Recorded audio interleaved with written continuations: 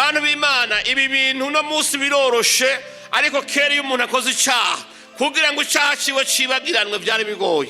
Imana ishimwe cyane, haleluya.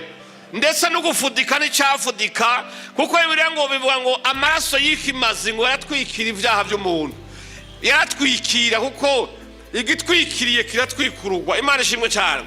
Ariko n'icyo kimazi cyari kimazi kigoye iyo umuntu yakoze icyaha, yaramande ateye ubwoba, kuko bavuga ngo umuntu niyacumura atunze akaba afise inka nyinshi ngo mu muci bimasa bitagira uko bingana, uruhongore rwe bakagenda akabitanga bakabibaga bagasuka ku gicaniro, noneho bagasenga Imana, akotse kaduga, abantu b'abaherezi bakavuga bati ibyaha byawe biratwikiriwe, buragenda ntubusubire. Imana ishimwe cyane. Aho byari bigoreye hari ku bakene. Abakene nta na kimwe cigeze cyoroha kuri bo. Imana ishimwe cyane.